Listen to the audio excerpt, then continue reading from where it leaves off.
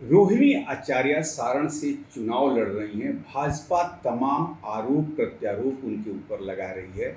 अभी अभी कुछ देर पहले भाजपा ने एक पीसी किया है और लीगल सेल के जो उनके लोग हैं उन्होंने कहा कि शायद रोहिणी आचार्य ने जो शपथ पत्र से लेके तमाम कागजात चुनाव आयोग को दिए हैं वो सही नहीं है। हम हाई कोर्ट भी जा रहे हैं और इसी पर हम बात करने के लिए हमारे साथ जगतानंद सिंह हैं, बिहार प्रदेश राजद के अध्यक्ष हैं, जिन्हें हम प्यार से जगता बाबू भी कहते हैं। उन्हीं से जानते हैं क्या कहेंगे सर। बहुत बड़ा आरोप। माननीय न्यायालय में जाने की तो सबको आज़ादी है। भारत का हर नागरिक जा सकता है। एफिडेविट पर सारे कागज जमा होते हैं रिटर्निंग अफसर के सामने, और एफिडेविट पर जमा किया हुआ कागज कहीं पर आप कोर्ट में करते हो तो अपने आप में क्राइम हो जाता है। एफिडेविट पर वो कागज है और एफिडेविट पर कागज है, लेकिन एक वातावरण बिगाड़ रहे हैं लोग कि रोहिणी आचार्य गलत कागजात जमा किया है। कोर्ट कचहरी तो हारने वाला जाता है, हारने के बाद जाता है, लेकिन भाजपा ये समझ रही है कि यहाँ तो हम हार ही चुके हैं, इंतजार किस बात का किया जाए। इसलिए न्यायालय के सामने गए हैं और भारत का विधान संविधान न्यायालय में जाने की सबको आज़ादी देता है नागरिकों को। इसलिए श्रीमान जी लोग पहले आप मान चुके हो कि हार चुके हो, और हारा हुआ आदमी इसी तरह से अपनी बातों को रखता है ताकि कंफ्यूजन समाज में पड़े, लोग ये मान लें कि कल ये नहीं रहेंगी तो इनको वोट दे के क्या होगा। लेकिन मैं यहाँ की जनता से कह रहा हूँ कि रोहिणी आचार्य का एक एक कथन सही है। रोहिणी आचार्य मतदाता है, वोटर लिस्ट में हैं, और जो भी उन्होंने अपनी सारी चीज़ों को कहा है वह शपथ पत्र पर कहा है।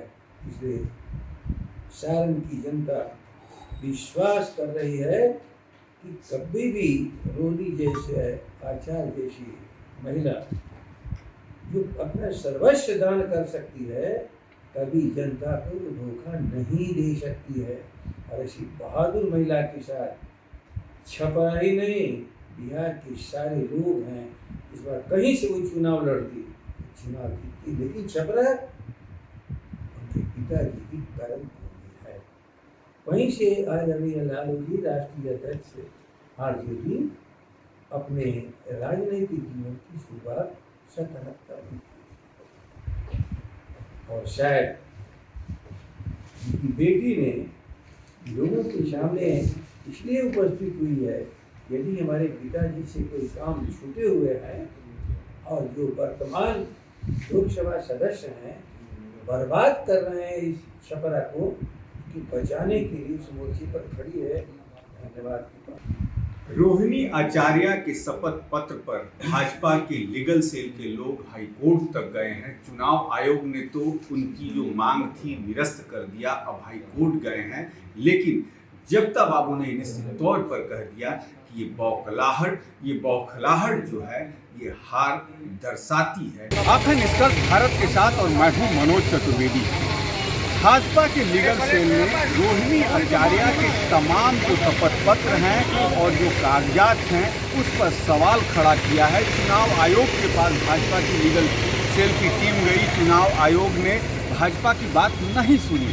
भाजपा कोर्ट में भी जाने वाली है जो उसके लीगल सेल के लोग हैं, और जहां तक कहना है कि रोहिणी आचार्य जो हैं, जो तमाम शपथ पत्र अपना दी हैं, कागजात दी हैं, वो गलत है। गलत और सही का निर्णय यदि चुनाव आयोग नहीं करता है तो उसके 4 जून के बाद कोर्ट भाजपा रीट दाखिल करने जाएगी, कोर्ट निर्णय करेगा।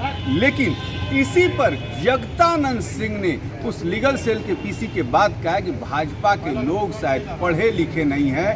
हार की बौखलाहट जो है भाजपा में बढ़ते जा रही है। प्रधानमंत्री जो है एक एक सीट के लिए बिहार आ रहे हैं, और इसी पर बात करने के लिए हमारे साथ दानिश इकबाल हैं और उन्हीं से हम बात करते हैं। दानिश सर, क्या कहिएगा? बहुत बड़ा आरोप लगाया है जगतानंद सिंह ने। देखिए, नॉमिनेशन फाइल जब किया गया उस वक्त रोहिणी आचार्य ने जो दस्तावेज़ जमा किए हैं, उन दस्तावेज़ में बहुत सी ऐसी जानकारियां हैं जो या तो गलत दी गई है या तो छुपाई गई है। जनता जानना चाहती है कि रोहिणी आचार्य कहाँ रहती हैं, उनका परमानेंट एड्रेस क्या है, उनका जो है आधार कार्ड क्या है, उनका बैंक बैलेंस क्या है। जो एक प्रक्रिया होता है उसमें आपको सच्चाई जो है वो लिखनी पड़ती है, लेकिन रोहिणी आचार्य ने बहुत सी चीज़ों को छुपाया है। उसी को लेकर के भारतीय जनता पार्टी ने निर्वाचन आयोग के सामने जो है हम लोगों ने वहाँ पे अपनी बात रखी थी। निर्वाचन आयोग भी जो है उस विषय को संज्ञान में लिया है और अब माननीय न्यायालय के पास भी ये विषय जा रहा है। तो जिन लोगों को इसमें हड़बड़ाहट दिख रही है, जो लोग बेचैन हो रहे हैं, उन लोगों को जो है न्यायालय पे यकीन रखना चाहिए और न्यायालय में दूध का दूध पानी का पानी हो जाएगा। अगर विषय में कहीं गड़बड़ी नहीं है, अगर कहीं कोई चीज़ गलत नहीं दी गई है, कहीं कोई चीज़ छुपाई नहीं गई है, तो वो सामने आ जाएगा। माननीय न्यायालय जो है उसको स्पष्ट कर देगा। तो मुझे लगता है कि देखिए, प्रथम दृष्टि में भारतीय जनता पार्टी ने रोहिणी आचार्य के नॉमिनेशन फाइल के अंदर जो दस्तावेज़ हैं उसमें ये पाया है कि वहाँ पे गड़बड़ी हुई है, वहाँ पे तथ्यों को छुपाया गया है और बिहार की जनता, सारण की जनता इस बात को जानना चाहती है कि आखिर रोहिणी आचार्य की वास्तविकता क्या है, उनके दस्तावेज़ क्या हैं, तो उन्हें बताना चाहिए। और इस पे जहाँ तक सवाल है बौखलाहट की, जिस प्रकार से लोग भाषा का प्रयोग कर रहे हैं, मुझे लगता है उनको पेशेंस रखना चाहिए और न्यायालय से जो है स्पष्ट हो जाएगा। जहाँ तक सवाल है बिहार के अंदर चुनाव का, अब तक जिन चरणों में चुनाव हुए हैं उन सभी चरणों में एनडीए के उम्मीदवार भारी मतों से विजयी हो रहे हैं और आने वाले चरणों में भी बिहार के अंदर से सभी की सभी एनडीए उम्मीदवार जो हैं वो जीत करके आएंगे। जहाँ तक प्रधानमंत्री का सवाल है, प्रधानमंत्री एनडीए के बड़े चेहरा हैं। प्रधानमंत्री 10 साल तक इस देश में शासन व्यवस्था को कायम किया है। 10 सालों तक उन्होंने लोक कल्याणकारी कार्य किए हैं। उनकी रिस्पॉन्सिबिलिटी बनती है, उनकी जिम्मेदारी बनती है जनता के बीच में जाना और अपने कार्यों को बताना। प्रधानमंत्री वही कर रहे हैं जो उन्हें करना चाहिए। 10 साल के रिपोर्ट कार्ड को लेकर के जनता के बीच में वो जा रहे हैं और अपने रिपोर्ट कार्ड को रख रहे हैं। जनता को तय करना है कि हमें जो वोट देना है वो आने वाले समय में भारत कैसे दुनिया के अंदर तीसरी सबसे बड़ी अर्थव्यवस्था बने, उसके लिए जनता वोट कर रही है। कहीं ना कहीं भाजपा ने मनोज चतुर्वेदी